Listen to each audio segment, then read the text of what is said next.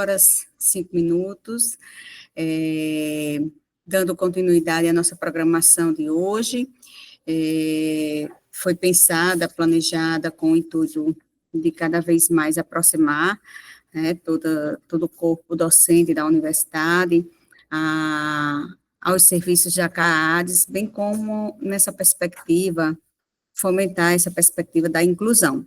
Pela manhã, não sei se tem alguém aqui que está participando somente agora, que não estava pela manhã, mas eu me chamo Fernanda Caline e sou aqui assistente social aqui da CAADES, né? Warder é o nosso fonoaudiólogo, trabalha aqui conosco na CAADES, e agora à tarde ele vai estar conversando conosco, dialogando, trocando algumas ideias, compartilhando conhecimentos acerca do transtorno do espectro autista. Então, Warder, é com você. Pela manhã já foi feita a apresentação do currículo, né, de Warder, é um currículo bem extenso, mas dizer que Warder é doutor, né, nessa área de conhecimento, tem inclusive publicações, produções, livro publicado nessa área da inclusão, e vai poder, né, também compartilhar não só um pouco da sua experiência profissional, mas também de fazer esse compartilhamento conosco do seu arcabouço teórico, metodológico, né, que ele carrega consigo aí ao longo da sua vida profissional, né? Então, obrigada desde já, Warder, por toda a sua disponibilidade e por toda a sua entrega ao longo desses anos na educação inclusiva. Com você. O show é com você. Olá, pessoal, boa tarde. Eu não sei aqui se todos estavam pela manhã, eu vou fazer rápido minha audiodescrição. Como a Fernanda já falou, me chamo Vaz, sou fonoaudióloga aqui da UFES, estou na minha sala, aqui na CAADES, apesar de estar de licença, mas não poderia faltar esse pedido de Lourdes, e é sempre um prazer trabalhar com essas minhas colegas tão responsáveis e empenhadas na inclusão. Então, assim, sempre uma alegria, e ter essa oportunidade aqui de estar falando para vocês sobre essa temática é uma satisfação imensa.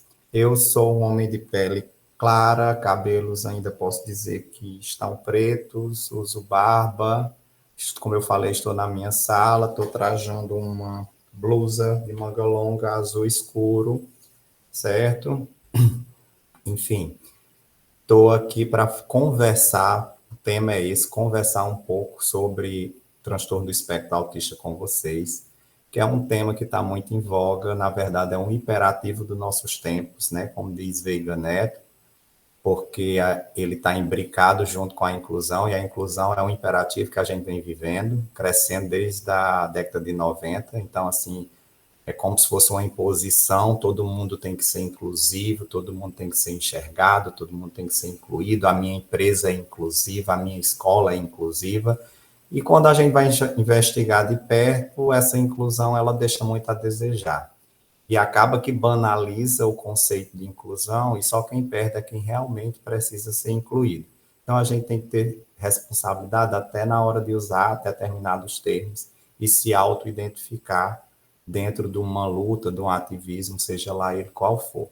Então, assim, para materializar um pouco o tema que a gente vai discorrer agora no início da tarde, eu vou iniciar com esse vídeo. Eu gostaria que vocês ficassem bem atentos aos detalhes, pois nós vamos discorrer especificamente determinados comportamentos e condutas que vão aparecer nesse vídeo, certo? Então, a gente inicia com o vídeo, logo em seguida eu coloco a exposição dos slides para a gente ir dialogando a respeito, porque, assim, é um tema onde hoje a gente sabe que o povo só fala em autismo, então todo mundo tem autismo, todo mundo trata autismo, e a gente sabe, quando a gente vai enxergar de perto de uma maneira bem responsável, não é bem isso, né? Nem todo mundo tem autismo, nem todo mundo trata autismo, nem todo mundo sabe o que é autismo. Então, assim, a minha perspectiva hoje é trazer para vocês um conteúdo que realmente está legitimado em evidências científicas, em legislação, em teorias publicadas e bem conceituadas. Eu não estou aqui para falar em mãe geladeira, nem ácido fólico, nem restrição alimentar, nada disso. Estou aqui para trazer uma coisa mais palpável, mais concisa, de forma objetiva e clara, para que vocês realmente saiam daqui pelo menos com um mapa mental direcionado para o que se tem e o que se pode ser feito. Certo? Então, Júlia, por favor, coloca aí o vídeo. Como vai? Me dá um beijo. Ela não gosta de ser tocada, dona Bernarda. A atriz Bruna Lismayer é linda, uma jovem autista de amor à vida, que os pais não sabem como tratar. Eu tinha ouvido falar muito pouco sobre o autismo, porque é um tema muito pouco conhecido pela nossa sociedade. A gente criou uma linguagem dessa personagem se comunicar, como ela dramaturgicamente se envolve em cena. Então, isso é o mais difícil. Cada detalhe é muito importante.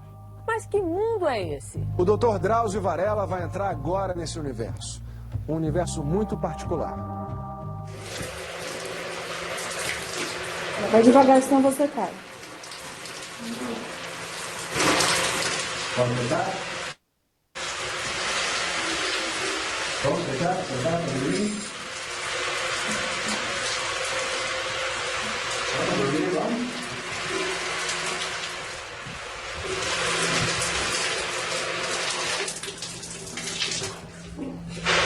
Já passa de meia-noite. Em menos de 2 horas, é a segunda vez que Kevin entra no chuveiro. O menino chega a tomar até 10 banhos por dia. Deita, não vai mais tomar banho, chega. Não, chega. Assim começa outra madrugada. Deita.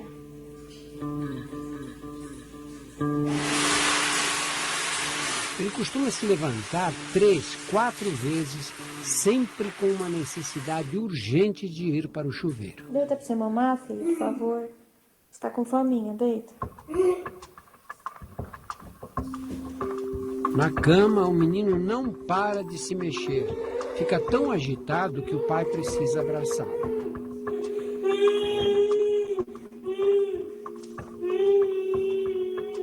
Teve época que a gente já chegou a amarrar o Kevin.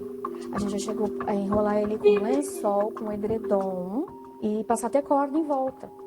Então, assim, eu chorava que nem uma maluca, porque ver um filho que você tem que amarrar...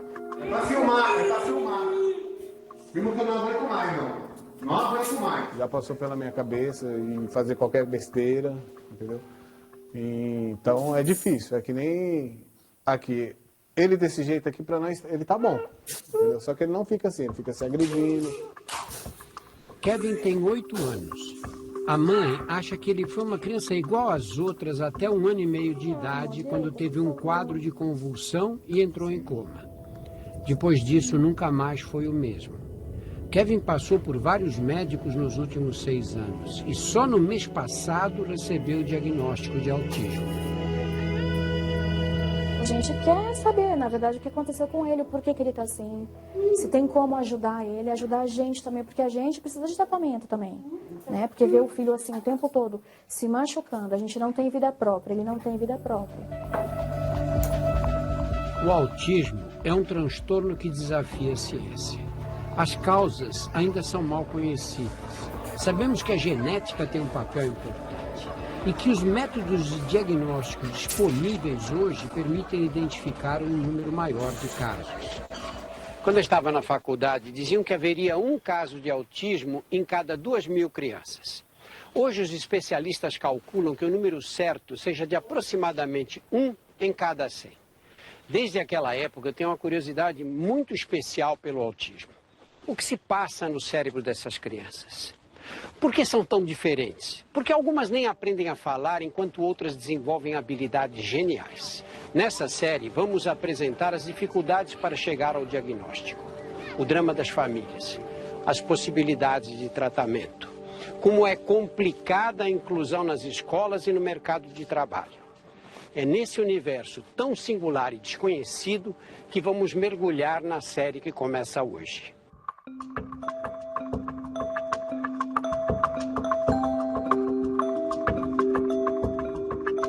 Bom dia. Com licença. Em Teófilo Otoni, Minas Gerais, encontramos uma família que vive o autismo muito intimamente. A começar pelo pai, Renato, artesão extremamente habilidoso na montagem de joias. Para mim todo mundo era estranho. Então eu ser estranho era mais um estranho. Então não havia nada de anormal em ser estranho, porque para mim todo mundo era estranho. Renato e 2 de seus 3 filhos têm autismo.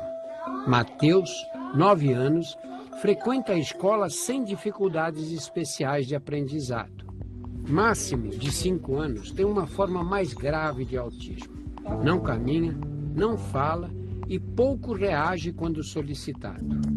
Na mesma família, encontramos 3 manifestações diferentes do transtorno. Mas afinal, o que caracteriza o autismo? O autismo hoje é considerado um distúrbio do desenvolvimento causado por condições genéticas e ambientais e que, na verdade, não é uma condição só. Então, estamos falando de condições que são bastante comuns, ao contrário do que se imaginava, e que estão presentes em vários locais. Você os encontra na escola, no trabalho. Hoje a gente fala num conjunto de autismos, pela enorme variabilidade que ele tem. A característica fundamental dos autismos é um prejuízo na comunicação, na interação social, comportamentos repetitivos, sem muito significado, que os indivíduos parecem ficar realizando sem uma finalidade muito clara. Pessoas com autismo têm atração por movimentos circulares. Podem passar horas fascinadas com o giro de um catavento ou de um ventilador. Desde pequenininho, o ventilador era prioridade para o Máximo. Então a gente brincava. Tudo que roda deixava Falava, era ele o melhor cantar. amigo dele. Como é que o autista organiza o mundo que o cerca? O autista é um indivíduo metódico. O mundo ideal do autista é aquele mundo em que as coisas não se modificam. Eu acordo na mesma hora, visto a mesma roupa, tomo café do mesmo jeito, no mesmo prato, com a mesma xícara. Qualquer variação nisso me traz um extremo desconforto. Esse desconforto pode se manifestar em tarefas simples. Renato conta que fica incomodado quando precisa escolher uma roupa para vestir o filho. Diante de uma gaveta com muitas opções e cores, ele se atrapalha. Eu sempre me visto pelo conforto.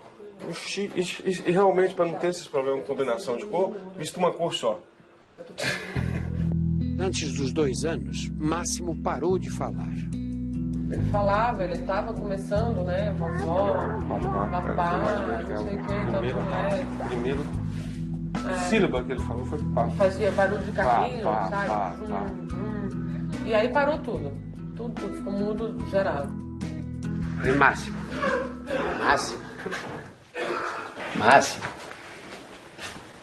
Máximo. De repente, Bárbara, a filha caçula, que não tem autismo, resolve chamar a atenção. Faz uma cena, chora e se joga no chão. Renato se angustia e não aguenta ficar perto. É o que eu te falei, é difícil, não é uma vez, é o barulho, o grito entra assim e vai me deixando desnorteado. A primeira reação que tem é fugir.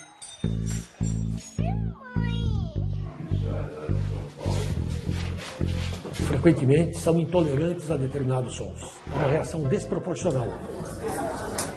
As pessoas nesse café conversam, sorriem e trocam olhares naturalmente, sem se dar conta da complexidade dessas interações. Somos animais sociais. Se não tivessem formado grupos, nossos antepassados teriam desaparecido da face da Terra. Mas há pessoas com transtornos de desenvolvimento que apresentam enorme dificuldade de relacionamento social. Para elas, o olhar dos outros, os sons, os movimentos e o falatório provocam um curto-circuito que as deixa inseguras e desorientadas. O autismo é um transtorno desse tipo. No autismo, a rede de neurônios que coordena no cérebro a comunicação e os contatos sociais está organizada de uma forma muito diferente. Essas formas inusitadas de organização podem criar habilidades especiais, surpreendentes. Num quarto cheio de circuitos elétricos, fórmulas de matemática e pôsteres de modelos planetários, um personagem genial, Jacob Barnett, prestes a se tornar mestre em física quântica aos 14 anos. Eu não entendo por que as pessoas têm tanto medo de matemática. São apenas fórmulas para entender o mundo. Jacob participa de estudos na Universidade de Indiana, nos Estados Unidos. Seus professores dizem que a linha de pesquisa seguida por ele pode um dia levar ao prêmio Nobel. Os autistas conseguem pensar de uma forma muito mais lógica. Mas eu tenho outras limitações. Eu não sou uma pessoa muito social, por exemplo. Algumas coisas me incomodam muito, como essas luzes aí de vocês, mas eu consigo lidar com isso. A coisa mais assustadora que eu ouvi foi que o meu filho jamais seria capaz de fazer nada por conta própria. Não conseguiria nem amarrar os sapatos. Sempre iria precisar de alguém para ajudá-lo. Autismo não precisa ser uma coisa tão negativa. A gente precisa descobrir o que há de bonito dentro de cada criança e o que eles podem fazer. De volta ao Brasil, nós também encontramos um menino com talentos especiais para matemática. Nós viemos a Curitiba conhecer 2 irmãos com autismo, Nicolas, de 13 anos, e Thomas, de 15. Nicolas tem dificuldade de aprendizado e comunicação. Thomas, o mais velho, já aos 3 anos de idade demonstrava facilidade com os números. Thomas e o irmão nasceram nos Estados Unidos. Nicolas não fala, passa horas vendo desenhos animados. Ele é obcecado por algumas vinhetas, especialmente da Disney. Então ele vê essas vinhetas centenas de vezes num dia. Chega na vinheta e volta. Vai e volta, vai e volta. É uma característica essa do autismo. Do autismo, né? Essa capacidade, essa tendência à repetição. O mais velho se desenvolveu sem maiores problemas. Ele ainda não está na universidade, mas já fez diversos cursos em nível avançado de matemática e ciências da computação. Olá. Tudo bem, então? Tudo. Podemos conversar um pouco? Podemos. Você gosta mais de fazer esporte ou de ficar no computador? Eu prefiro gastar mais energia usando meu cérebro programando e resolvendo problemas do que gastando minha energia em esportes. Porque esporte é para diversão, mas aqui eu resolvo problemas e ao mesmo tempo às vezes pode ser recreatividade. Thomas, no entanto, parece não compreender as regras básicas de convivência. Uma vez eu falei para ele, olha, quando você vê uma pessoa, você sempre tem que cumprimentar a pessoa, falar bom dia, como vai, perguntar, mostrar interesse pela pessoa. Mas ele falou assim, com toda inocência dele, né? Falou assim, mas eu não estou interessado. No autismo, há uma dificuldade grande de perceber sutilezas de linguagem, de decifrar gestos, emoções e intenções nas expressões faciais das pessoas. Eles levam tudo ao pé da letra. Nesses indivíduos você às vezes encontra comportamentos que são aparentemente estranhos. Um indivíduo extremamente inteligente que abre o jornal de manhã e lê a notícia de que hoje à tarde vai chover canivete. Ele não sai de casa. Vai chover canivete, né? Essas particularidades também interferem com os relacionamentos afetivos. Por exemplo, você está na festa e aí tem uma menina que você acha bonitinha, que você gostaria de conversar com ela. Como é que você faz? Eu não tento falar muito com ela se não for absolutamente necessário. E dá certo isso? Pelo jeito não. Pelo jeito não leva a rejeição. Pelo jeito não leva a rejeições. Como qualquer menino de sua idade, Thomas gostaria de encontrar uma namorada. E já existe essa menina especial, não? Espero que sim. Porque, pelo jeito, ela é muito boa em esconde-esconde. Renato, de Teófilo Otoni, demorou a perceber que um casamento não sobrevive sem pequenos gestos de gentileza. Eu chegava pra ele e falava assim, você me ama? Às vezes, naquele você me ama? Aí um dia ele virou pra mim e falou assim... Por que você me pergunta tanto isso? Você não acredita na hora que eu te respondo? Qual é a resposta? Qual é a resposta certa? Porque eu falo sim, e aí depois você me pergunta de novo. Então eu não dei a resposta certa. Eu falo, não, mas é porque eu gosto de ouvir.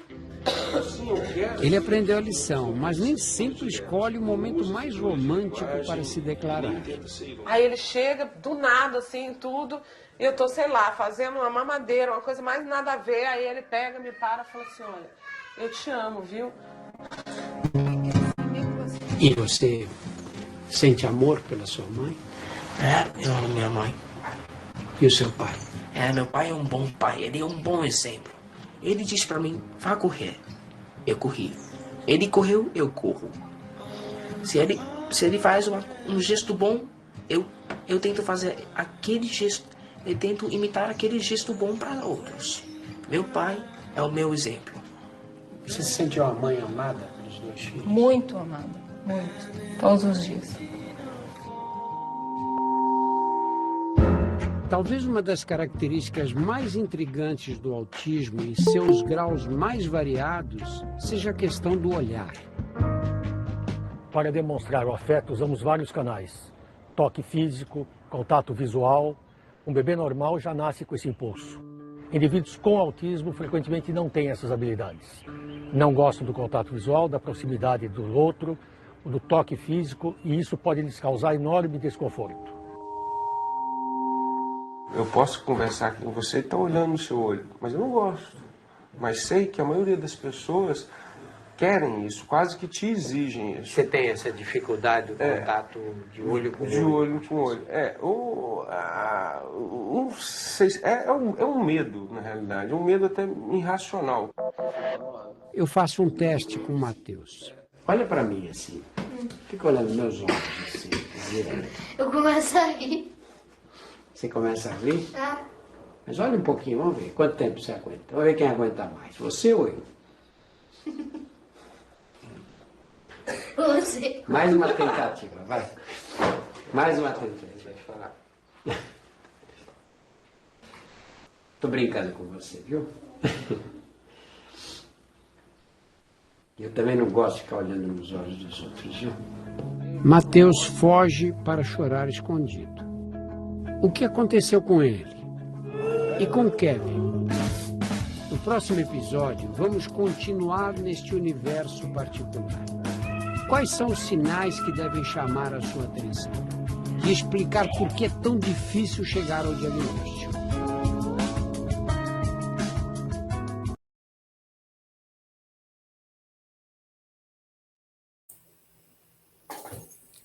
E aí, pessoal? Gostaram do vídeo? Quem tiver interesse, pode estar pesquisando no YouTube, que também tem mais 2, são 3, na verdade, é a continuidade dessa série, da reportagem. É muito interessante, já foi feita há algum tempo atrás, mas eu sempre uso, porque ela é bem didática e, de uma forma resumida, ela já traz uma materialidade para a mente da gente, para quando a gente vai discutir as teorias, para não ficar só naquela questão, é porque o TEA tem isso, isso, isso, e sim a gente entender ou por conta dele ter isso. Então, assim, um dos critérios de diagnóstico do TEA é a comunicação, a interação, né, que a gente tem que ver essas questões das relações, a gente vai falar aqui logo, e aí você dá para entender, se ele tem essa dificuldade do contato visual, se ele tem essa dificuldade com o toque, obviamente vai estar prejudicada as relações, porque é nas relações onde a gente pega um no outro, a gente olha, a gente passa uma emoção, e aí esse contexto das relações sociais, ela fica prejudicada. Então, é um dos critérios que a gente vai ver aqui no decorrer da nossa conversa, certo? Eu vou tentar agora fazer a projeção aqui, dos slides que eu preparei, ver se aparece aí.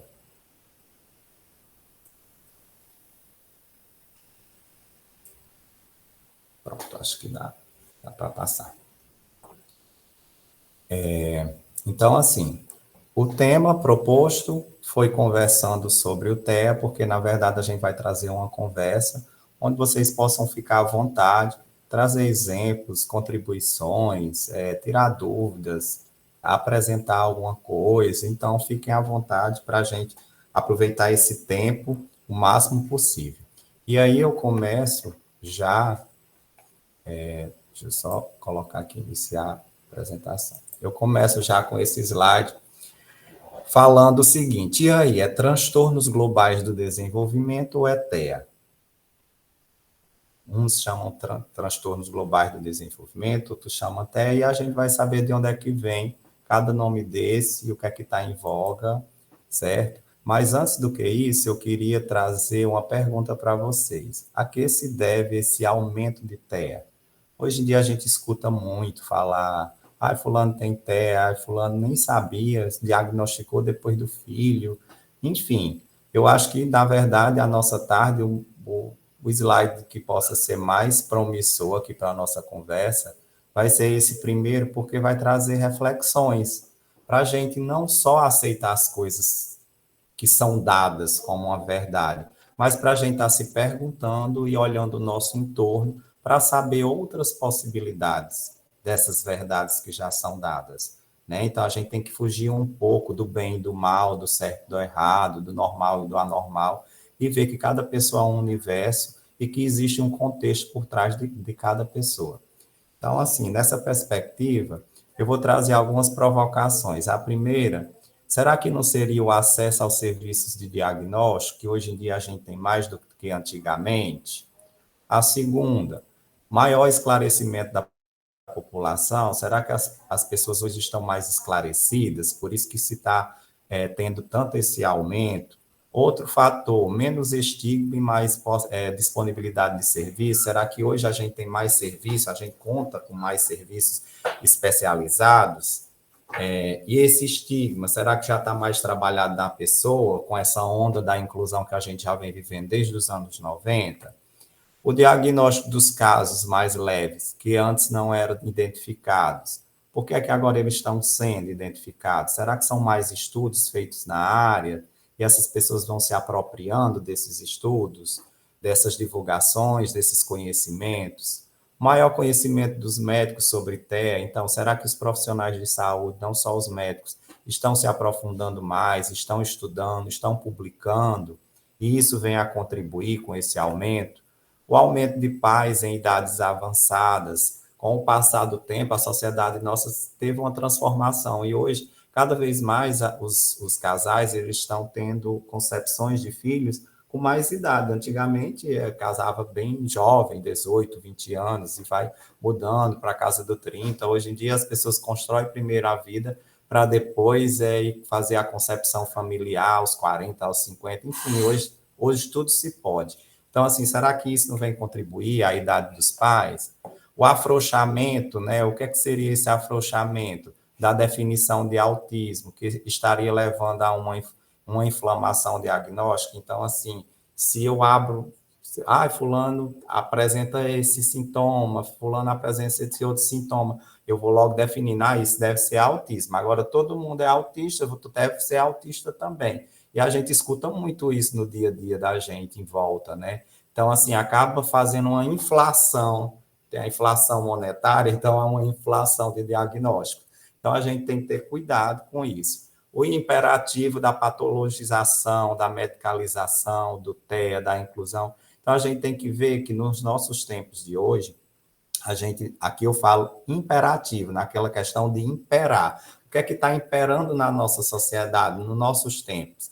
É justamente a questão da patologização, que está ligada à questão do diagnóstico, a questão de todo mundo ter um determinado diagnóstico, a medicalização. Então, a onda da medicalização é muito presente na nossa época agora, no nosso dia a dia. E com isso vem o TEA, vem a inclusão. Então, a gente vive um imperativo em torno disso, né? Daí a questão do desenvolvimento muito grande da neurociência. Enfim, está tudo meio que entrelaçados e a gente tem que ter cuidado com esses imperativos que a gente vive na nossa atualidade. As próprias políticas públicas de inclusão Será que elas não vêm contribuir também para poder disseminar esses conhecimentos, essa participação social, enfim, trazer essa questão do aumento do TEA? Então, eu trago para vocês todas essas provocações para vocês pensarem que só tem TEA por causa disso. Então, tem N possibilidades de ter TEA e que exista esse TEA mesmo. Então, a gente tem que ter cuidado com isso. Por isso que eu comecei a minha fala, antes do vídeo, dizendo que hoje todo mundo sabe de TEA, todo mundo tem TEA e todo mundo trata TEA. Só que quando a gente vai investigar e observar de perto, nem todo mundo tem TEA, nem todo mundo trata TEA e nem todo mundo sabe o que é TEA, certo? Então, assim, é uma coisa muito séria, que quem recebe esse diagnóstico é para toda uma vida, e vai passar uma vida toda estereotipada, que isso pesa muito emocionalmente e psicologicamente, não só nessa pessoa, mas na família da pessoa. Então, assim, tem que ter cuidado, porque mais vale um diagnóstico bem feito do que um diagnóstico atrás de benefícios, e aí a gente vai discutir um pouco por conta que hoje em dia a gente policia os dois lados da moeda, daqueles que querem se aproveitar dos direitos de quem realmente precisa e daqueles que não têm acesso aos seus direitos. Então, a gente tem que estar atento de todas as arestas para poder estar contribuindo de forma significativa com essa inclusão. Na própria comissão multiprofissional que a gente participa aqui na universidade, a gente já teve simuladores dizendo que tem deficiência e não tinha. A gente tem pessoas que não entendem que era transtorno e, na verdade, ele não é contemplado dentro da lei. A gente tem diversos casos. Então, a equipe multiprofissional não está ali para fazer uma perícia. Ela está para conferir um laudo, ela está para acolher, ela está para dizer o que a instituição tem a oferecer como apoio para ele enfrentar a graduação e para também investigar e garantir o direito de quem realmente cabe. Certo? Então, são questões bem delicadas que a gente tem que ter muita responsabilidade quando trata com essa temática. Então, assim, eu dividi basicamente a palestra, iniciando por o histórico, para vocês saberem de onde é que vem essa palavra TEA, o que é que esse povo fala tanto de TEA. Então, assim, a primeira vez que foi utilizada a palavra autismo foi em 1911 por Berkeley, para designar a perda de contato com a realidade. Por isso, a dificuldade de comunicação. Veja só como é bem rudimentar o início de tudo.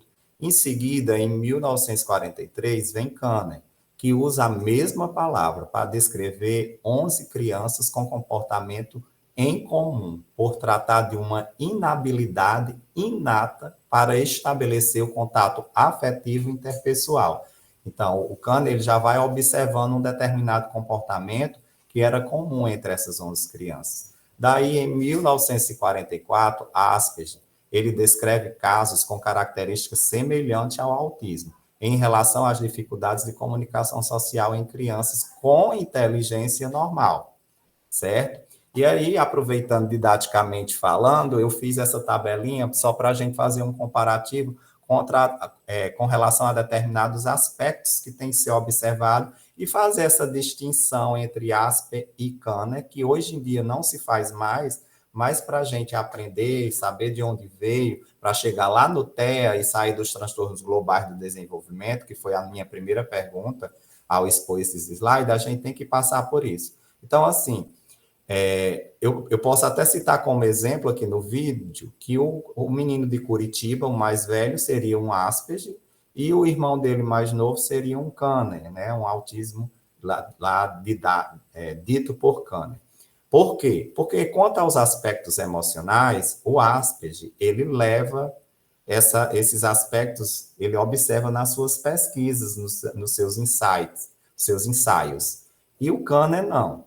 Quanto à nomenclatura, inicialmente se dá como síndrome de Asperger para aquele sujeito que tem esse comprometimento que não é tão grave com a inteligência normal ou acima do normal. Já o Kanner não, tudo está comprometido.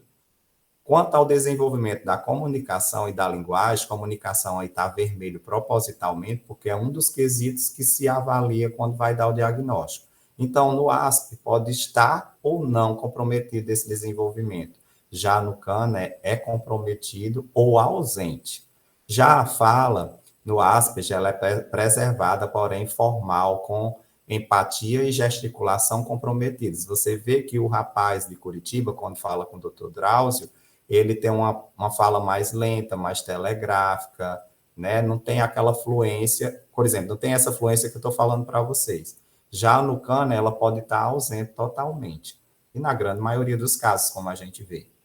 As habilidades intelectuais, no Asperger, ela é preservada ou acima da média. São sujeitos com alta habilidade no esporte, na pintura, nos cálculos, na música, enfim. E no Cana, ela é totalmente ausente, né, na grande maioria. A interação social também está em vermelha, que é um outro critério do diagnóstico. Então, ela é alterada no Asperger e comprometida no Cana. E o comportamento, que é onde a gente vai encontrar as estereotipias, aqueles movimentos repetitivos, ela está alterada no Asperger, mas alterado com estereotipias no Cana. Então, assim, só uma tabelinha mais didática para fazer essa distinção, porque fica melhor lá na frente, quando a gente vai ver quando muda a nomenclatura do diagnóstico. A estatística, é muito importante a gente entender o que é que está acontecendo no mundo. Então, mais de um século de estudos, porém, há muitas dúvidas, divergências e teorias. Então, não tem como eu dizer para vocês, o autismo, a causa é essa. Por quê? Porque ainda se está em grandes estudos, há uma divergência enorme entre autores, pesquisadores e várias teorias sendo defendidas. A incidência é de 3,8 vezes mais no sexo masculino e as meninas têm comprometimento intelectual mais grave. É o que geralmente é observado. A prevalência é de 1 para 36, de acordo com o CDC dos Estados Unidos, dados agora de 2020. Até os 8 anos é feito esse diagnóstico lá. Então, se a gente vier trazer isso para a realidade do Brasil, esse dado pode ser bem mais comprometedor, né? No Brasil, o autismo foi incluído no Censo Demográfico de 2020, por determinação da Lei 13.861, de 18 de julho de 1919. Então, uma coisa bem recente. Então, atualmente, o IBGE estima que haja 2 milhões de brasileiros autistas, o que significa afirmar 1% da população estaria dentro do espectro. E quando eu falo espectro, é que vai daquele grau mais severo ou grau menos severo. Daí, os transtornos globais do desenvolvimento, o que são, na verdade, né? Um comprometimento grave e global, como o próprio nome já traz, em diversas áreas do desenvolvimento. Que áreas são essas? A área da interação social, que estava de vermelho lá na tabelinha, ó. As habilidades de comunicação, ou a presença de estereotipias de comportamento, interesses e atividades. Daí, quais são esses transtornos globais do desenvolvimento? Então, o transtorno global do desenvolvimento é o próprio autismo, que dentro do dentro do DSM-4, que era que se fazia o diagnóstico até uns tempos desses, agora nós já estamos no DSM-5, que é o Manual dos Transtornos mentais, certo? Trazia autismo infantil precoce, autismo infantil, autismo de Cana, autismo de alto desenvolvimento, autismo atípico. Também tem o transtorno de Rett, o transtorno desintegrativo da infância, o transtorno de Asperger, o transtorno global do desenvolvimento sem outras especificações. E daí todos esses transtornos estavam sendo diagnosticados separadamente, por isso que eles eram englobados dentro do transtornos globais do desenvolvimento. Isso quando o diagnóstico era feito pelo DSM-4, certo? Então, eu trago essa observação, que a grande variabilidade no grau de habilidades sociais, de comunicação e dos padrões de comportamento que ocorrem em pessoas do transtorno do espectro autista tornou mais apropriado o uso do termo transtornos globais invasivo do desenvolvimento. Então, você pode ver que em algum lugar você vai encontrar transtorno globais do desenvolvimento, mas se encontrar transtornos globais invasivos do desenvolvimento, está falando sobre a mesma coisa. Daí, o transtorno autista, como está aí entre aspas, ele traz um diagnóstico mais seguro a partir dos 2 anos de idade.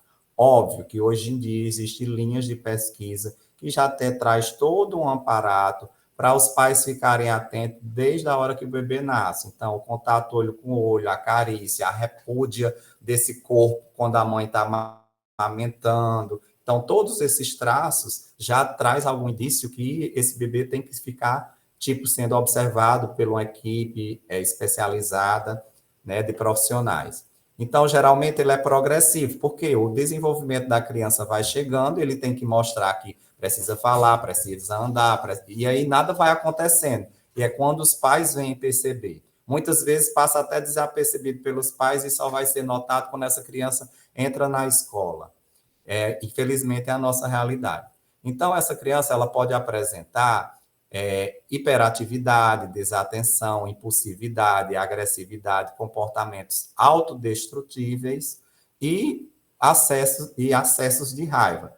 E aí depois a gente vai falar que as coisas não são cada um na sua caixinha. Tem a questão das comorbidades. Às vezes a pessoa autista do transtorno do TEA, ela também tem um TDAH associado e outros transtornos. Por isso que eu digo, cada pessoa é um universo e não existe uma receita de bolo para tratar nada. E principalmente o autismo, por exemplo, porque se um tem hiperatividade auditiva, então, assim, ele tem, incomoda muito com pequenos barulhos, já é um barulhão, e ele vai ser bem adaptado com abafador, não quer dizer que toda pessoa com autismo tem que usar um abafador. Outro já pode ter uma hipersensibilidade de tato, então não pode encostar, ou qualquer tecido incomoda, enfim, a gente vai falar um pouco mais disso lá na frente. Pode estar presente alterações de alimentação, do sono, de humor, de afeto, ausências de medo ao perigo, o temor ao inofensivo, comportamentos autolesivos. Isso aí, o próprio vídeo ilustra muito bem esses exemplos, né, nas crianças que foi traga por ele. E daí essa interação social, ela varia de acordo com o nível do desenvolvimento. Por exemplo, em bebês, como eu tinha falado anteriormente, a ausência, a indiferença, a afeição ou ao contato físico, a falta do contato visual direto, de respostas faciais e ou ao sorriso social, a ausência de respostas à voz dos pais. Então, uma coisa que é muito confundida no início é se tem autismo ou se tem deficiência auditiva. Por quê? Porque se o pai chama, se tem um barulho alto, se o pai chama, a criança não olha. Nem sequer com um olhar, não chama atenção, não tem um sobressalto, um susto, um barulho que acontece. Então, assim, será que essa criança tem deficiência auditiva ou ela tem TEA? Então, é isso que tem que ser investigado. Então, a gente costuma dizer que o diagnóstico para o autismo, ele tem que ser muito responsável, porque ele é por descarte. Eu tenho que pensar todas as outras possibilidades para eu chegar na questão do autismo. Enquanto isso, eu vou tendo um tempo de acompanhamento desse sujeito e vai passando por vários profissionais para ter vários olhares. E aí, sim, essa equipe, ela fecha um diagnóstico. Então, eu não posso pegar, suspeitar, porque fulano apresenta isso, eu ir no neurologista ou num psiquiatra e sair de lá com a folha balançando o meu laudo. Não é assim que acontece. Infelizmente, muitas vezes a gente vê que isso acontece. E é uma tristeza, tanto para a pessoa que está recebendo o laudo, também para a pessoa que está dando o laudo. Porque isso requer muita responsabilidade e um peso imenso nas costas desse indivíduo. Então, seguindo aqui, em relação a crianças, usar a mão dos adultos para intercambiar o que deseja, sem imitações, ausência de linguagem ou presença de poucas palavras simples, repetição da fala do adulto, não há artigos nem conjunções, né, na fala dessa pessoa, a voz é robotizada, frases telegráficas, resistentes a mudanças, estereotipias e repetição motoras e vocais, reações hipo ou hiper de reatividade aos estímulos sonoros. Quando eu falo estímulo sonoro, é o tato, é a visão, é a gustação, é a própria audição. Então, tem vários tipos de de hiperreatividade, não é só a auditiva, porque geralmente o pessoal associa só, foi autismo, não, ele tem intolerância a barulho, e não é por aí. Usar o brinquedo sem sua finalidade simbólica, então, assim, ele pega um carrinho, em vez de ele pegar o carrinho e andar na estrada, fazer o bip-bip, a zoada do motor, como qualquer outra criança, não, ele vai pegar o carrinho, virar o carrinho para cima e ficar balançando, rodando a roda. Então, é muito comum a gente ver isso. Quando fala de intolerância alimentar, então, provavelmente, essa pessoa do espectro, ela tem uma hiperreatividade à gustação. Então, geralmente, ele come mais sempre aquela mesma comida. Então, assim, são vários exemplos. Precisa ter todos? Não. Por isso que eu estou dizendo, cada um é um universo, tem que ser avaliado individualmente. E aí eu trago, só para ilustrar mais, todas essas questões nessas gravuras. Então, usar a pessoa como ferramenta. Ele quer uma água, aí ele vai, pega na mão da mãe e leva para a geladeira. Ela entende que ele quer água, aí ela dá água a ele. Resiste à mudança de rotina. O pneu do carro furou hoje, ele vai ter que ir de Uber ou pegar um ônibus. Então, tudo isso vai desregular eles, já que ele tem uma rotina estabelecida. Não se mistura com outras crianças, geralmente ele fica isolado, até na hora do lazer. Apego não apropriado a objetos. Então, ou ele tem um apego demais a uma caneta, uma afetividade, ou ele não tem nada de afetividade à mãe, que é a pessoa mais próxima. Então, é uma coisa extrema. Não mantém contato visual, que é o mais conhecido. Às vezes até mantém. Aliás, às vezes até faz o contato visual, mas ele não sustenta por muitas horas. É o exemplo lá do vídeo, né? Age como se fosse surdo, justamente como eu falei, logo no início, é uma coisa muito confundida. Aí você diz, e como é que a gente vai saber se é TEA ou se é deficiência auditiva? Aí você vai submeter a criança a toda uma bateria de avaliação auditiva para você chegar a um diagnóstico e saber, não, ele não tem nenhum problema auditivo. Então, vamos pensar em outra coisa. Um problema visual? Não tem problema visual. Vamos fazer um teste QI? Não tem teste QI. Então, vai fazendo essa eliminação e esse tempo, ele é interessante de investigação, sendo acompanhado pelos profissionais, para que essa criança seja estimulada o máximo possível para ela não perder a chamada plasticidade cerebral, que é tão aguçada nos primeiros anos. Então, assim, persiste a aprendizagem, então, assim, ele resiste em aprender coisas novas, você tem que ter toda uma metodologia apropriada. Não demonstra medo a perigos, por isso que vem a questão da impulsividade. Risco de momentos não apropriados, então ele corre riscos. Resiste ao contato físico, ele não gosta do tato, a grande maioria. Acentuada hiperatividade física, então também ele demonstra uma agitação. Gira objetos de maneira bizarra e peculiar, então ele gosta muito dessa questão repetitiva, então objeto circular, objeto pendular, essa coisa toda, chama muita atenção dele. Então, assim, se tem um aluno que na sala tem um ventilador de teto, óbvio que ele vai prestar mais atenção ao ventilador do que o professor está explicando. E aí a gente tem que ter toda uma metodologia. Aí vamos tirar o ventilador, o pessoal vai morrer de calor na sala. Então, assim, é todo um jogo de cintura que tem que ser estudada essa questão da acessibilidade em torno do sujeito, diante das condições reais que aquela instituição pode ou não estabelecer, pode ou não fornecer. Às vezes, é agressivo e destrutivo. Então, principalmente nas questões quando ele tem a crise, que ele se desregula, modo e comportamento indiferente e arredio. Então, ele não mostra muito essa reação. Por exemplo, a gente chama de troca de turno. Eu estou falando com você e aí eu dou um tempo, automaticamente você me responde. Então, a gente trabalha muito isso nas intervenções com o autista, essa questão de troca de turno, porque geralmente a gente não tem um retorno. Né? Por quê? Porque as relações sociais, elas estão prejudicadas. A questão da interação, né? A questão da comunicação. Enfim. Seguindo aqui, a síndrome de Asperger, né? Aqui só por definição rápida, mas não vem... Tá tudo, como eu falei, hoje em dia está tudo dentro do espectro.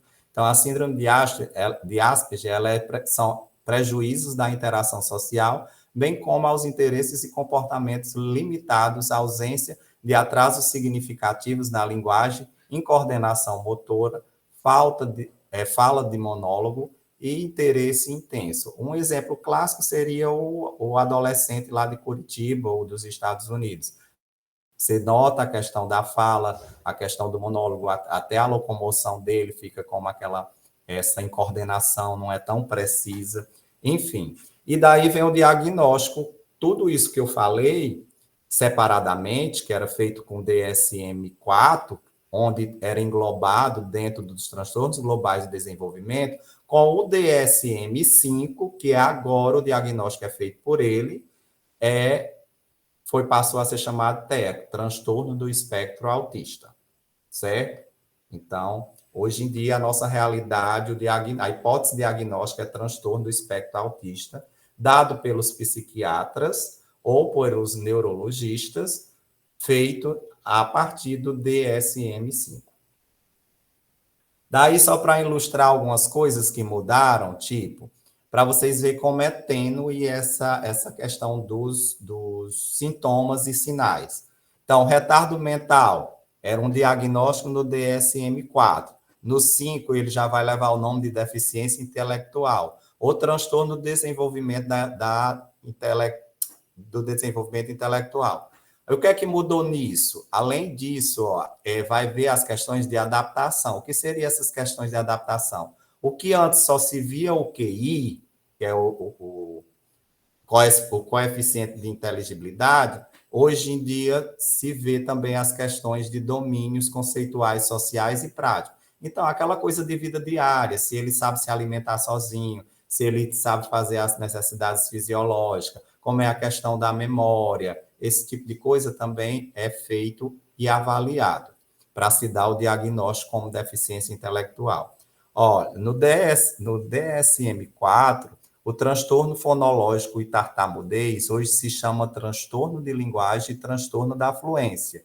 Por quê? Porque teve a inclusão do transtorno da comunicação social. E tudo que estava lá dentro do transtorno global de desenvolvimento, olha só, está agora só como transtorno do espectro autista. O que é que a gente vai avaliar para dar o diagnóstico do espectro autista? Justamente esse déficit da interação social e ver as questões dos padrões repetitivos, certo? Para poder se chegar à conclusão. Uma observação aqui bastante interessante, que os déficits acentuados na comunicação social, sem sintomas dos critérios de TEA, deve ser diagnosticado como transtorno de comunicação da linguagem e da fluência. Então, assim, não é porque ele apresenta um problema na linguagem e na comunicação, sem ele estar dentro dos critérios do diagnóstico de TEA, que ele vai receber o nome de TEA, para vocês verem como as coisas são bem próximas uma da outra. Daí a responsabilidade e o tempo de estudo acompanhando aquele sujeito para se dar um diagnóstico bem preciso, porque ele poderia ter só um transtorno de comunicação social da linguagem da fluência e a conduta terapêutica é outra totalmente diferente.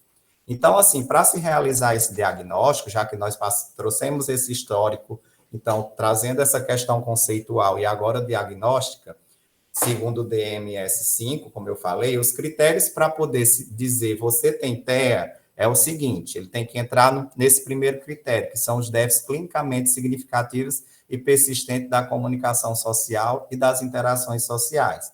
Então, que déficits são esses? Déficits expressivos na comunicação não verbal, então, associar o gesto coerente com o conteúdo da fala, na própria questão da verbal, né? Essa interação social, aquela questão de troca de turno, quando eu falei, quando duas pessoas estão conversando.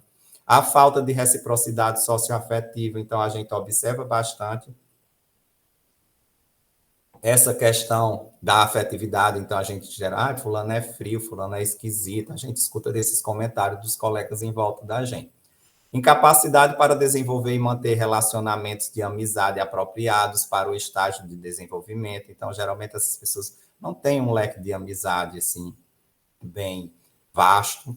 Já o segundo critério, a gente tem que olhar para os padrões restritivos e repetitivos do comportamento, interesses e atividades manifestados pelo menos duas das maneiras abaixo. Quais são essas maneiras? Os comportamentos motores e verbais estereotipados. O que seria isso? Aquele movimento pendular, ou então movimento circular na cadeira. Se essa estereotipia for verbal, se ele tem um som que ele faz sempre, qual é esse som que ele está sempre repetindo? Então, isso é estereotipado. Os comportamentos sensoriais em comum. Que comportamentos sensoriais seria esse? A própria questão da hiperacusia, né? A questão auditiva, aquela sensibilidade exacerbada, a sensibilidade exacerbada para o tato, para a questão gustativa, para a questão visual, a questão da iluminação. E quando eu falo em comportamentos sensoriais incomuns, eu não estou associando só essa questão hiperacusiva, mas hipoacusiva também. Então, de repente, eu posso estourar uma bomba aqui, ele tem audição normal, e ele não fazer um mínimo manifesto. Como também eu posso cortá-lo e ele não manifestar a questão da dor. Como eu posso colocar uma coisa bem salgada e ele comer como não achou nada salgado. Então, tanto pode ser hiper, como pode ser hipo. Então, assim, a gente tem que estar muito de perto observando essas pessoas. O outro quesito em relação a esse segundo critério é a excessiva adesão e aderência às rotinas e a padrões ritualizados de comportamento. Então, existem intervenções que vai se criar uma rotina nova para aquela pré-estabelecida. Por quê? Porque eles têm uma aderência muito grande à mudança, certo? E outra questão é os interesses restritos e fixos intensos. Então, tem aqueles que têm um interesse, tipo, digamos assim, um hiperfoco só em determinado assunto. Então, aí vai ser a chave da porta para muitos professores. E se ele gosta muito de avião, então vamos atrás, como é que eu vou introduzir o conteúdo X utilizando o avião que ele se interessa tanto? Então, assim, tem várias estratégias que a gente pode conversar em outro momento.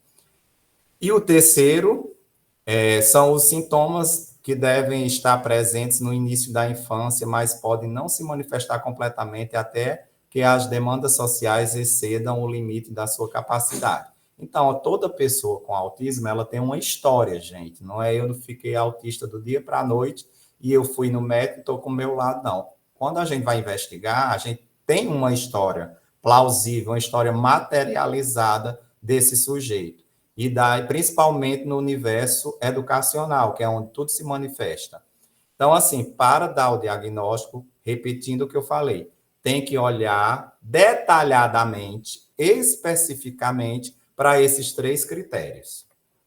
E daí, se escuta muito falar, ele é autismo do primeiro, nível 1, nível 2, suporte 1, suporte 2. Isso vai de teórico para teórico, especialista para especialista, o que é que ele quer usar. O que a gente tem de concreto é que existe um espectro, e nesse espectro existem variações. Então, assim, vai daquele mais severo, como vocês viram no vídeo, para aquele mais, digamos assim, Asperger, que vocês viram no vídeo. Mas é comum você encontrar profissionais, ou até mesmo os pais falando isso, porque fica mais entendível para quem não é da área. Então, é mais fácil eu dizer, olha, mãezinha, existe 3 níveis de autismo, o seu filho se encontra no primeiro, ou então no último, então ele requer mais cuidados, então fica mais didático falando isso. Então, o nível 1 exige apoio, o nível 2 exige apoio substancial, e o nível 3 exige apoio muito substancial, então é aquele dependente totalmente.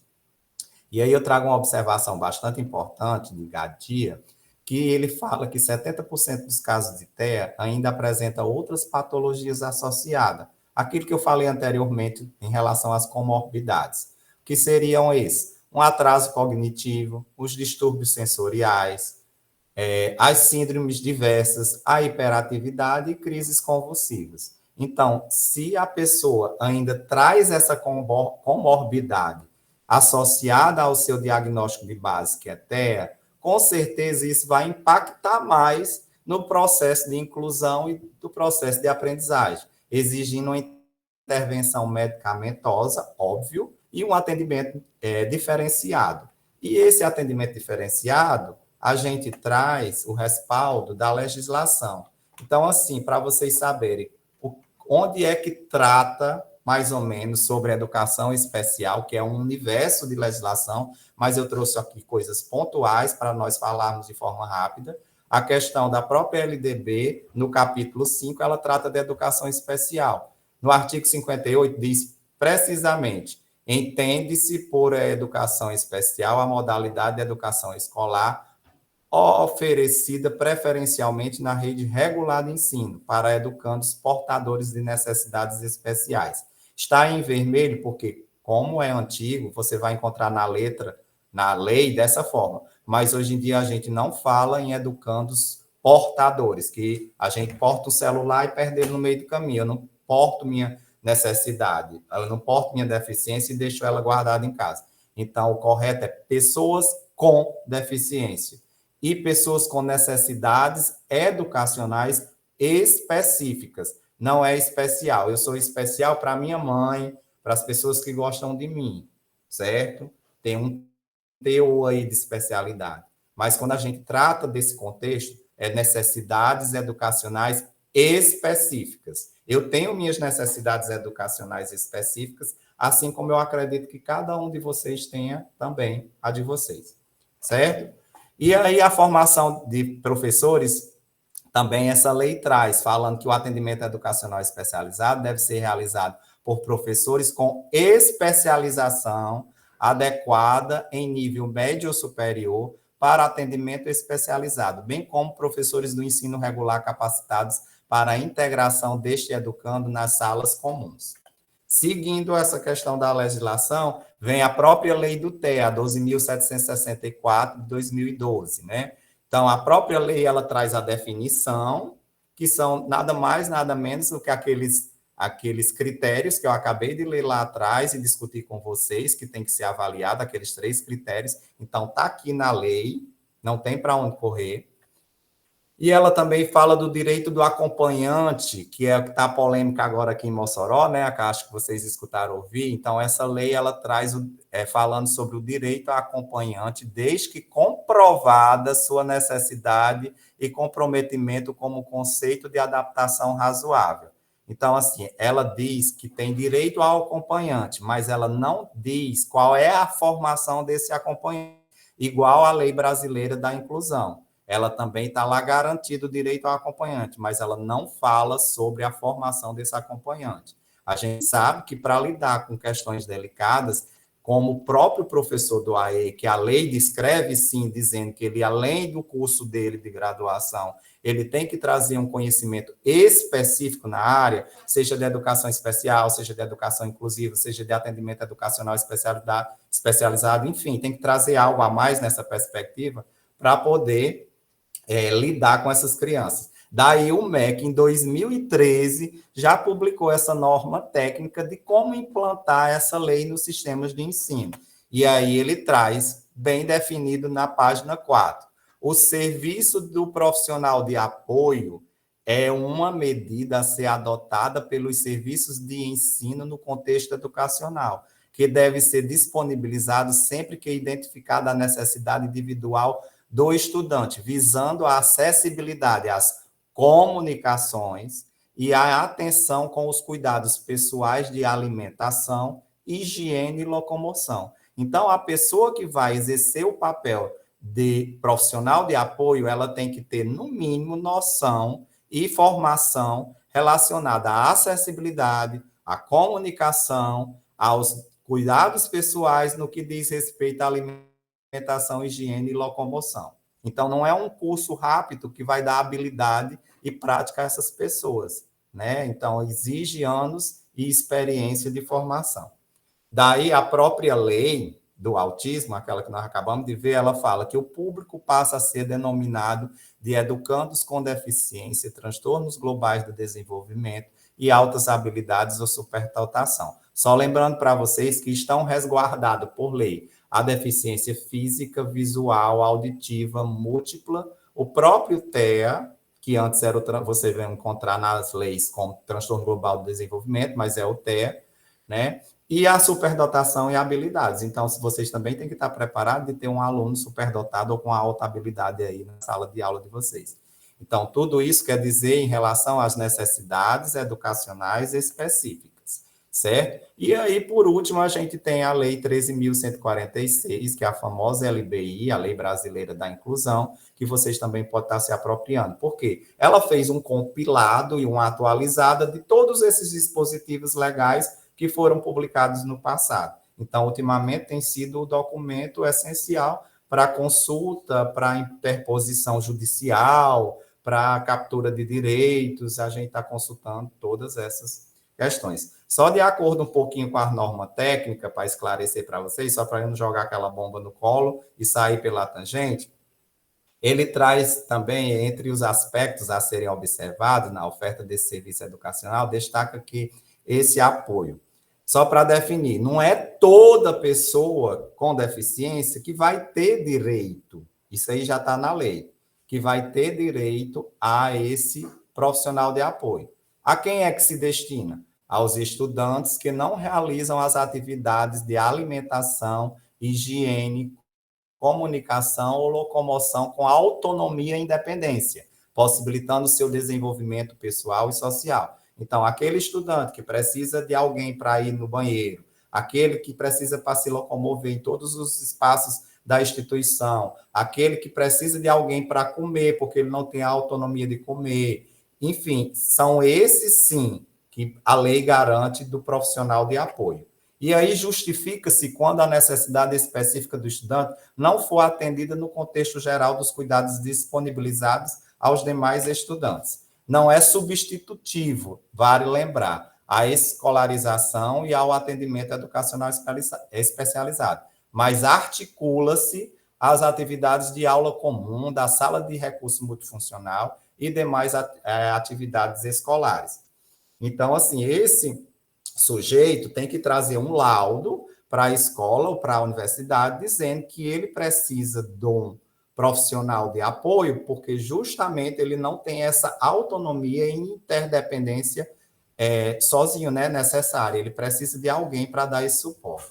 Então, deve ser periodicamente avaliado pela escola, juntamente com a família, quanto à sua efetividade e necessidades de continuidade. Porque, às vezes, ele está num determinado espectro que ele vai evoluindo e, de repente, ele consegue uma autonomia e uma interdependência. Então, o profissional de apoio já não é necessário. Por isso, essa avaliação contínua, ela é necessária, certo? Então, assim, eu termino por aqui, que eu sei que é muita coisa para se absorver de uma vez, e tem muita mais coisa para falar, mas em outro momento e oportunidade a gente pode estar conversando. Eu só queria agradecer a oportunidade e ficar à disposição para responder vocês o seguinte, antes da minha disponibilidade aí para as respostas. Queria dizer a vocês que eu estou lançando um livro, o nome do livro é Acessibilize, a capa já traz todo um contexto, né, que eu não vou falar agora, porque não cabe, que a gente também não tem tempo, mas estou lançando esse livro, provavelmente eu vou fazer o lançamento junto com a campanha de Acessibilize aqui da universidade, que nós, enquanto CAADES, estamos criando e organizando para ser logo lançada na nossa instituição, para a gente subir mais um degrauzinho na conscientização, no entendimento do que é inclusão, certo? E aí eu trago para vocês, quem quiser se apropriar de literatura, no meu Instagram, vb.fono, tem um repositório lá que tem todas as minhas publicações, então está lá gratuitamente, é só lá clicar, baixar o PDF. Inclusive, esse livro aqui, da capa azul, Atendimento Educacional Especializado para o Estudante com Transtorno do Espectro Autista, ele foi publicado aqui pela editora da UFESA, foi financiado pelo MEC, junto aos cursos de formação continuada para os professores de todo o Brasil, da rede pública, do qual eu passei 5 anos aqui coordenando. Então, começamos com um simples curso de atendimento educacional especializado, um aperfeiçoamento, fomos para a especialização, e daí fomos já especializando as áreas. E aí fizemos 2 edições de um aperfeiçoamento voltado só para o TEA. Então, aí tem vários autores que foram convidados, eu organizei esse livro. O livro é bom porque é uma leitura bem objetiva, bem prática, porque esse era o ideal que eu queria para o aluno do curso ter acesso a conhecimentos que ele pudesse é suprir aquela lacuna na prática dele, e não ficar lá no mundo da teoria, como a gente faz muitas especializações e fica só nisso. E para quem tiver interesse em comprar o livro que vai ser lançado aqui na UFES, o Acessibilize, eu estou disponibilizando esse cupom de desconto, que comprando pelo site da editora Aprix, na hora da compra você coloca o cupom, automaticamente você tem um desconto. Então, assim, só para quem tem interesse na temática e se apropriar mais do livro. Enquanto a esse livro de atendimento educacional especializado, a Júlia vai colocar agora na lista aí do chat de vocês, eu tenho ele em PDF, como foi financiado pelo MEC, ele vai estar à disposição de quem tiver interesse, é só baixar, ela vai publicar agora. Como eu também prometi de manhãzinha o livro de comunicação educacional, a Júlia vai colocar agora também no chat para vocês. Então, fica à disponibilidade o livro de comunicação educacional, esse livro de atendimento educacional especializado ao estudante com transtorno do espectro autista e esse cupom de desconto para o livro que está sendo lançado agora. É só um spoiler para vocês. Muito obrigado. Eu já acho que já falei demais. Varda, obrigada pelas suas contribuições. Eu acho que tem algumas perguntas aqui no chatzinho. Zilmar perguntou o que seria prevalência 1/36, e algumas pessoas foram falando aqui ao longo, né? A Elisângela disse assim, a minha menina tem alterações sensoriais e com alguns barulhos. Bem, aí Rafa colocou que essa palestra devia estar sendo assistida por muita gente. Pois é, Rafaela, é muito interessante, porque às vezes, né, as pessoas, pela falta de conhecimento, vão criando seus próprios conceitos acerca do que é o TEA, né? Não sabem muita coisa.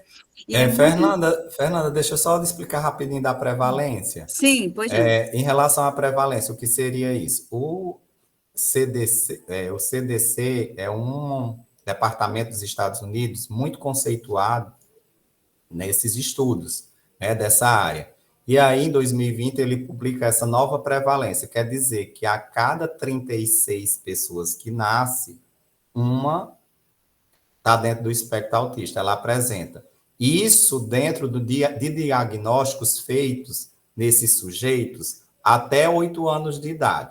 Então, nascemos hoje 36, e daqui até 8 anos, nossos 8 anos de idade, nós vamos ser diagnosticados. Então, nos 36 que nascemos hoje, provavelmente um tem o espectro autista, certo? E o 3,8 é a questão da proporção, que é maior no sexo masculino. Já o feminino é observado mais a gravidade do transtorno. Geralmente, nas mulheres, o transtorno é mais severo.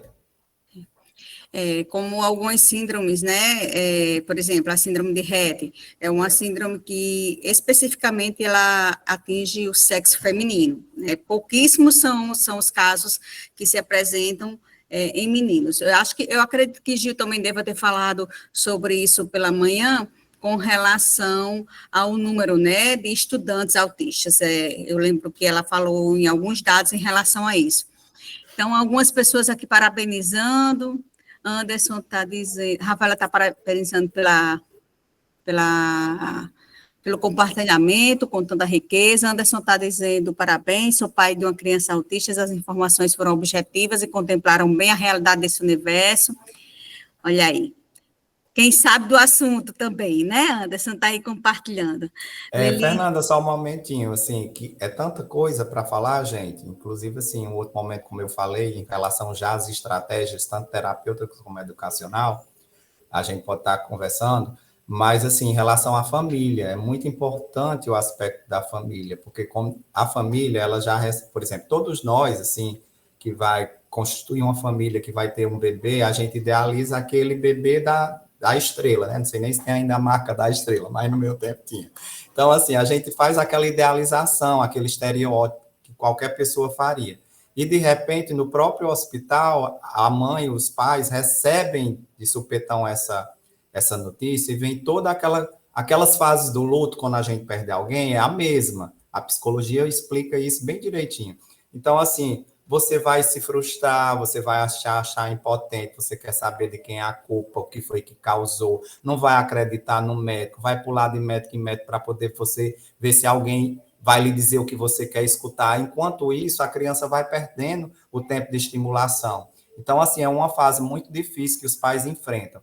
Pulando essa fase do diagnóstico, ainda é uma fase permanente para a vida toda. A gente vê depoimentos de pais que, no próprio vídeo, né? A gente não tem vida, a gente não vive, a gente vive para ele. Então, assim, nas outras séries, nos outros 2 episódios, quem tiver interesse de assistir, vocês vão ver as adaptações que as famílias fazem, sai do emprego, da função que exerce, vai exercer outra coisa para poder dar para conciliar com o tratamento do filho. Então, assim, é muito difícil para as famílias. Então, o máximo de suporte, de colocar essas famílias em contato com associações, com outras famílias, para elas saberem que não estão só, o suporte da família maior, dos amigos. Então, isso é muito interessante, porque, assim, querendo ou não, é um abalo emocional e psicológico permanente.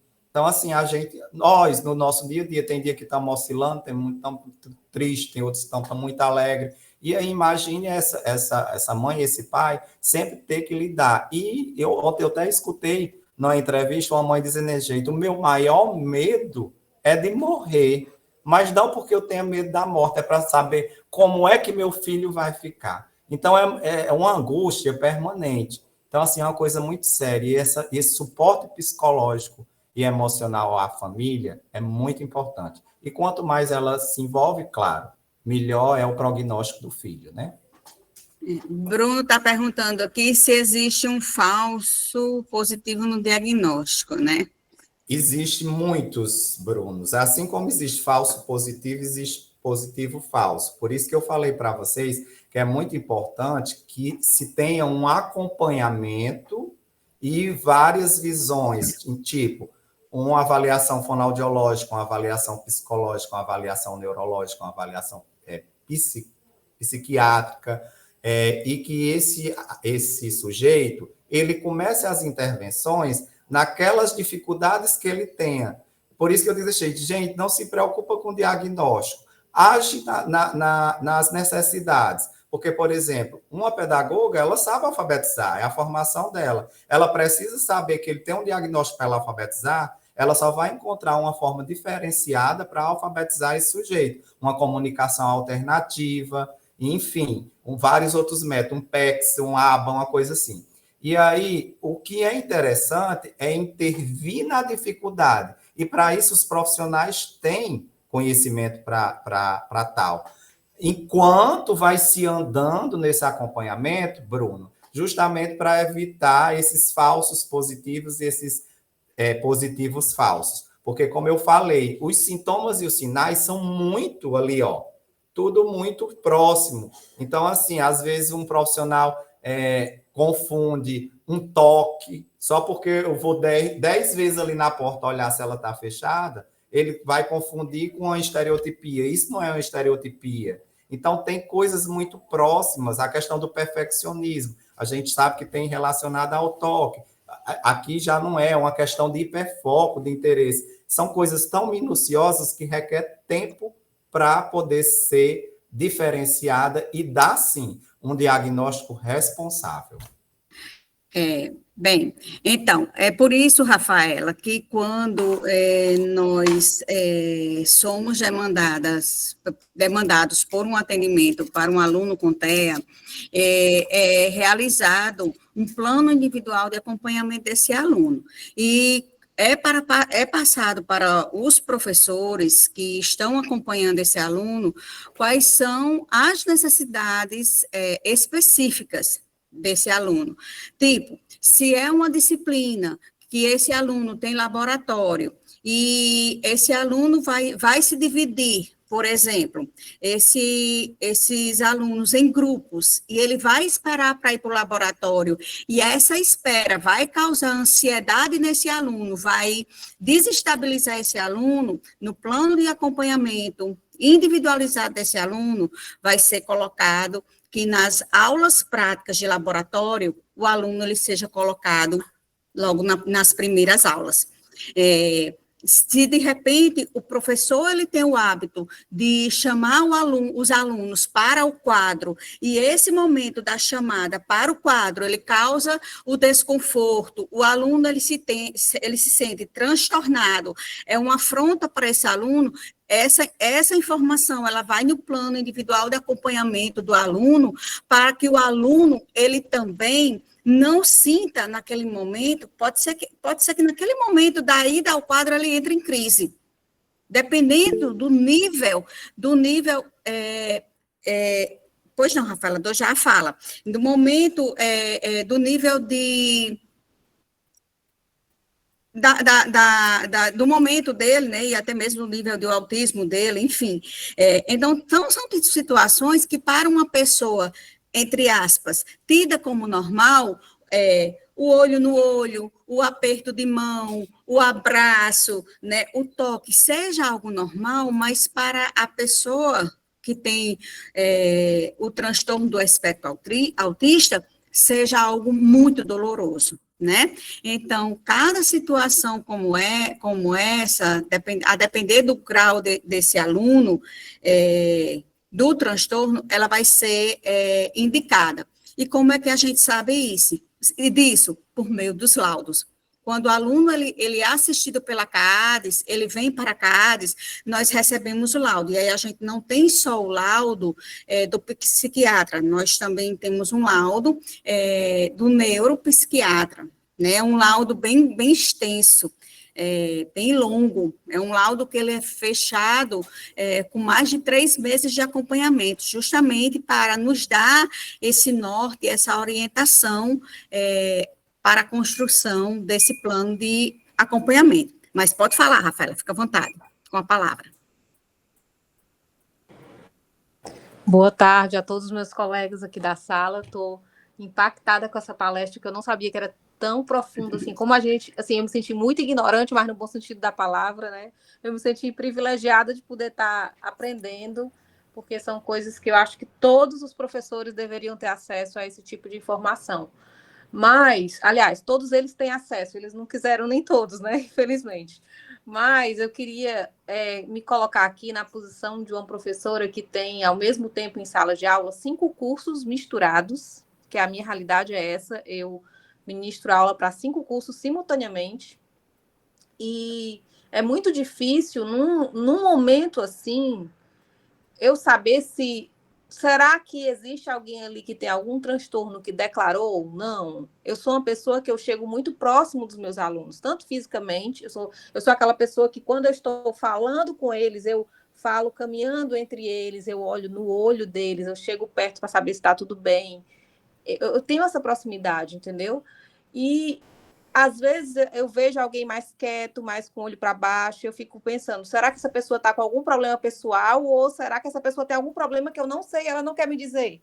Então, é muito delicado uma realidade dessa, porque vocês mesmos já disseram aqui hoje que nem todos eles declaram ter transtornos, enfim, necessidades mais peculiares.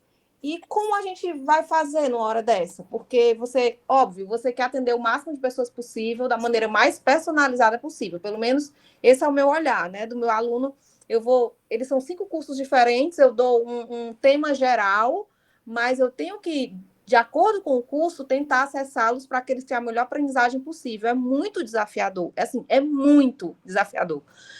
E ainda tendo essa questão da diferença de aprendizagem, de grau de aprendizagem, de tipos de aprendizagem, enfim. Como é que, na prática, eu consigo... Eu sei que é uma pergunta muito complexa e talvez não tenha uma resposta agora, mas como é que eu conseguiria, pelo menos, ter um preparo mínimo para lidar com isso, já que o aluno ele não se autodeclarou, ele não disse para cá, eu preciso de ajuda. Né? Por exemplo, eu tive um caso que, óbvio, não é um nível de elevado grau como o autismo, eu tive um caso do aluno daltônico, e as minhas aulas são de laboratório, tem microscopia, tem tudo. No último dia de aula, ele disse, professora, eu tenho um daltonismo. Eu digo, como é que você me diz isso agora? Quer dizer, tudo que eu trabalhei ao longo do semestre inteiro, ele criou na mente dele para conseguir entender, porque eu não adaptei, porque eu não sabia que tinha aluno daltônico em sala de aula, entendeu? Então, são esse tipo de realidade, se fosse uma pessoa com outro problema mais grave, né? Esse tipo de realidade, se o aluno não se autodeclarar, a gente acaba sendo ruim para mim, no caso como docente, que eu não acessei essa pessoa, e para ele que não pôde aproveitar o máximo que eu podia oferecer, porque eu não tive o preparo para acessar aquela pessoa, entendeu? Pronto, Rafael, eu vou tentar colaborar aí com sua angústia. Eu sei que realmente é bastante difícil, mas o que é que eu poderia falar para vocês? Como eu já falei inicialmente, é muito interessante que o professor observe e escute. Esse é o caminho principal. Se ele observa, ele escuta, ele vai justamente observar e vai encontrar o que você acabou de citar. Ele ficava meio cabisbaixo, aquela coisa toda. E assim, em relação a esse assunto, a saída é estudar, formação continuada, ler, perguntar. Para além disso, na sua prática de sala de aula, é interessante que, por exemplo, você disse que trabalha em várias turmas, vários cursos, aí começa o primeiro dia de aula. E aí você vai, uma semana, 2 semanas, um mês, você vai observando os alunos. Então, vai criando, dentro da própria dinâmica na sua metodologia, eu acredito que você vai criando uma interação e vai observando como cada um se comporta. A partir do momento que você está aberto a observar e a ouvir, e você vê que fulano está se comportando de uma forma que não é dentro dos padrões de normalidade, digamos assim, você tem toda uma autonomia e toda uma capacidade, terminou a aula, fulano, espera aí só 5 minutinhos, eu queria falar contigo. Tudo é a forma como a pessoa, ela aborda, ela acolhe, do que nada como constranger, como a própria Gil colocou hoje de manhã, né? Exemplos que já aconteceram constrangimento. Então, vamos supor o aluno Maria. Maria, terminei a aula, eu queria dar uma falazinha contigo, por favor. Aí todo mundo sai, Maria fica com você. Maria, eu posso lhe ajudar em alguma coisa? Eu estou notando que você anda meio tristinha, não tem participado das atividades que eu perguntei. Nós fizemos nossa avaliação, eu vi que você não tem um bom desenvolvimento. Você está com algum problema? Tem alguma dificuldade? Eu posso colaborar em alguma coisa? Então, se você faz uma abordagem dessa, você não constrange ninguém, você está desenvolvendo o seu papel como educadora e como professora de uma forma compromissada e, querendo ou não, vai caber a Maria, se ela vai se sentir acolhida ou não, se ela vai se sentir segura de expor o que ela está apresentando para você. Mas o seu papel você fez, você ficou isenta, entendeu? Relacionada a isso. Mas, assim, tem um projeto aqui da CAADES, desde o tempo que Fernanda era coordenadora, e Lourdes deu aval para a gente fazer, a gente não fez ainda, porque nós não temos pessoal. E seria o quê? Todo começo de semestre, a gente passar nas turmas, por exemplo.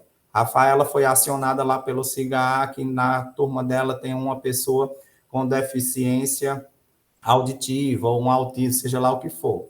Aí a gente vai passar, vai conversar com você, passar para combinar, para fazer um momento na sua aula, para a gente fazer uma espécie de inclusão indireta, onde a gente não tem que constranger, nem obrigar, nem dizer que o aluno X da sua sala tem isso, mas a gente vai dizer que é um tema que está muito em alta, que a universidade oferece esse serviço, e nós estamos lá aproveitando a oportunidade que a professora deu para falar sobre isso. Então, a partir do momento que esse aluno vê essa prática acontecendo, que tem alguém que apoia, que ele soube que tem uma lei que assegura, que a professora está aberta, não vai perseguir, óbvio que esse aluno vai procurar a CAADES, óbvio que esse aluno vai procurar falar com a professora, mas a gente também tem que entender, assim como o universo é diverso nos alunos, o universo é bem diverso nos professores. E, infelizmente, nem todos estão abertos, nem todos são flexíveis. Tem uns que a gente bate de frente, tem outros que a gente tem que balançar a lei na cara deles, tem outros que já vêm nos procurar para saber o que é que pode ajudar. Então, a gente encontra de tudo. E dentro de cada realidade, a gente tenta dar o suporte necessário e cabível também dentro das nossas condições. Gil? Gil, seu microfone está desligado. Boa tarde, pessoal. Só para complementar aqui a fala de Warden, né, que ele já respondeu a professora, mas uma sugestão, né, do que um comentário. A professora Larissa, pela manhã, ela fez uma sugestão que eu achei bastante interessante, pertinente, como medida para a gente adotar, principalmente que está iniciando as aulas, né, que é a questão do questionário, que é um formulário, né, um formulário que pelo próprio celular, né, o aluno vai lá e responde, e a gente já faz meio que uma consulta se há alguma necessidade. Quando o aluno vai preencher um formulário como esse, diferentemente de entrar diretamente junto à CAADES, falar especificamente para o professor, sabendo que não vai ser né, ampliado para outras pessoas, eu acho que talvez ele não fica tão inibido, né, de relatar as necessidades que tem, as necessidades que porventura venham a ter. Então, eu acho que essa medida, né, essa sugestão que a professora Larissa mencionou pela parte da manhã, seria uma boa estratégia para a gente fazer esse levantamento mais uniforme, né, mais individual, pelo menos das turmas. E aí o próprio aluno, já dizendo quais são as necessidades, pode também fazer sugestões. E aí, com base nisso, vocês acionariam a gente, né, a CAADES, eu diz, olha, da minha lista de 50 alunos, teve 2 alunos que disseram isso e isso. Você conhece fulano e fulano? Eles já são acompanhados por vocês? Se não forem, nós damos um jeito de tentar acionar esse aluno, né? Tentar trazer ele para a gente. Então, eu acho que uma primeira medida seria verificar, encontrar essa pessoa, e aí, com base nisso, a gente traçar estratégias, como o Varda já colocou, como a gente já colocou pela manhã, Fernando também, tudo é muito individual, é um universo mesmo. Então, assim, não tem como ter uma receita. A chave é descobrir, saber que eles existem, quais são as demandas deles, e ser sensível, ouvir. Eu acho que melhor do que qualquer formação, capacitação, a própria sensibilidade, né, a acessibilidade atitudinal é o que faz toda a diferença dentro desse processo de inclusão. Então, aí fica como uma sugestão para os professores começarem, né, dentro do início das suas aulas, já fazer esse levantamento. Eu acho que vai ajudar bastante. Rafaela, novamente, levantou a mão. Eu queria agradecer as respostas de vocês. Esse formulário, Gil, eu já faço periodicamente, mas eu vou incluir agora esse tipo de pergunta, porque é bem pertinente e necessário, inclusive. E o que eu queria falar agora é mais na questão da formação mesmo dos colegas, né? Porque eu sou presidente do GT Trilhas de Aprendizagem, e uma das demandas que nós levantamos em toda a UFES, dos colegas que responderam o nosso questionário sobre necessidades que eles mais tinham, era de trabalhar a neurodivergência em sala de aula. Então, em nome do GT, eu venho pedir que vocês se juntem a nós nesse sentido de criar uma trilha que a gente possa deixar disponibilizada direto para quem quiser acessar, de cursos gerais sobre definições, tipo essa aula que o Varney acabou de nos dar, né, do que como é que a gente detecta, que comportamento a gente observa, o que se faz em sala de aula, formulário, essas coisas práticas, para que os colegas que não puderem estar num momento como esse, que eles possam assistir e se capacitar independente do período do semestre, né? Então, eu venho convidá-los a nos ajudar nesse sentido, porque realmente é uma coisa que eu não me sinto nem de longe capacitada para auxiliar os colegas, deixar essa bibliografia do Varda, né? Então, assim, coisas assim, materiais para os colegas que querem aprender tanto em forma de vídeo, como um podcast, como um livro, enfim. E é verdadeiramente uma das maiores demandas que nós temos em todos os campos que nós somos, certo? Muito obrigada, pessoal. Só lembrar, viu, professora, que algumas dessas, nas nossas redes sociais, a nossa coordenadora aqui está com a mão levantada, vou passar a fala para ela, mas só reforçar que nas nossas redes sociais, no Instagram, no YouTube também, tem algumas formações gravadas específicas acerca de algumas deficiências que também os professores podem estar já visualizando. E dizer também que Lourdes também já está, ela vai falar sobre isso, com certeza, algumas estratégias já para visitar os centros, né, e falar um pouco dessas formações. Com a palavra, nossa coordenadora. Lourdes, levantada, Gil. Não, Gil já falou. Gil já falou, acho que é porque ela esqueceu de baixar a mãozinha, pronto. Boa tarde, pessoal. Que bom, mais uma vez, muito satisfeito, feliz no número de pessoas aqui, né, isso é muito bom. A universidade está pensando, está discutindo um pouco de inclusão, né? Essas relações se estabelecem dentro dessa proposta, num trabalho que seja desenvolvido para atender a todos e a todas, né? Eu penso que o caminho é esse. Eu fico feliz com a fala da professora Rafaela, porque é uma discussão que nós estamos tendo há já há um tempinho. Está aqui a professora Rafaela, está também Rayane, tem outras pessoas que são do grupo de trilhas e da importância dessa formação. Eu conversei com alguns coordenadores, né, de centros, diretores de centro, para que nós possamos começar esse trabalho pelos centros, sabe, professora Rafaela? Falar, explicar o que é a CAADES, trazer essa relação da importância da inclusão de todos, né? E a partir daí, de acordo com as demandas dos centros, nós formarmos esses grupos de formação. É como o Varder diz, é muito trabalho para pouca gente, né? É muito trabalho para pouca gente. Ele está de licença, está voltando, ele está aqui, mas não sei se vocês sabem, mas ele está de licença. Ele está voltando no início do mês, no final, né, Varder? No final do mês, e nós vamos estar fazendo esse trabalho, que é uma proposta que nós temos. Alguns diretores de centro já concordaram, apesar de já ter conversado com todos, mas eles acham melhor fazer esse trabalho depois do início das aulas. Então, a partir do dia 14, nós já vamos estar iniciando esse trabalho dos centros e depois funilar um pouquinho assim, departamento, de acordo com a necessidade do professor, porque nós pensamos assim, que não adianta a gente trazer um monte de informação para o todo, né? Mas ir devagarinho trabalhando as especificidades, trabalhando essas relações de convívio, de ações que podem ser desenvolvidas. E faríamos uma formação, professora Rafaela, dentro daquilo que nós já discutimos nas trilhas, né?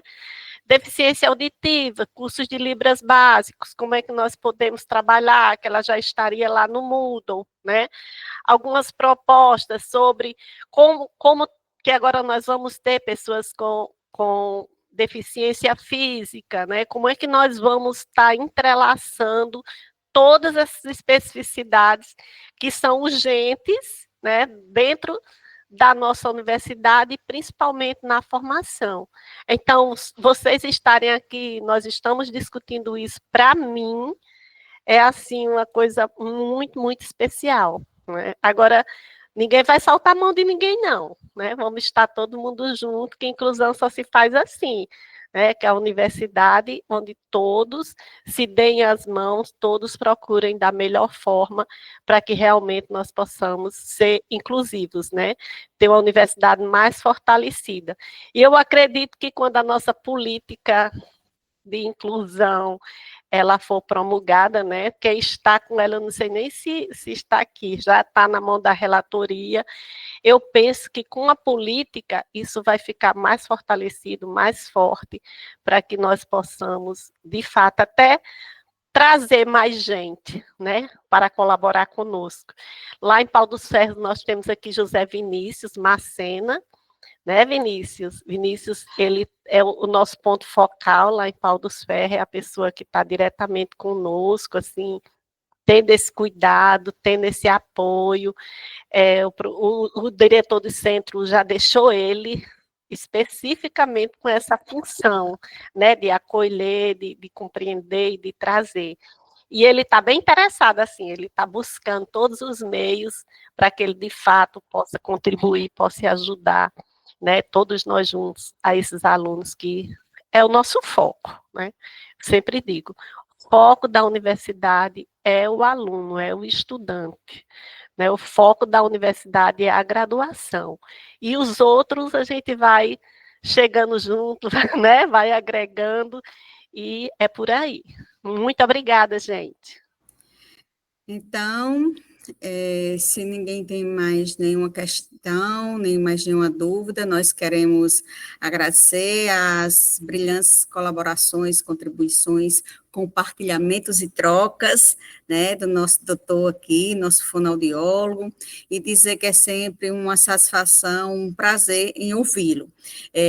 Nós vamos dar um intervalozinho de 15 minutos para que vocês possam tomar uma água, irem ao banheiro, e às 16 horas nós continuaremos com o nosso queridíssimo amigo do coração aqui, doutor Will, e nossa companheira aqui de sala, a nossa pedagoga aqui, Gilberliane, para dar continuidade aos nossos trabalhos da tarde. 15 minutinhos, pessoal, e nós voltaremos. Já, viu? Não desligam os computadores, não, é só para tomar uma água e ir ao banheiro. Tá Ninguém certo? sai da sala. Ninguém sai da sala. VaptVupt. VaptVupt. Obrigado, pessoal, pela atenção e qualquer coisa, estamos à disposição aqui na CAADES. Vamos explorar a Varder.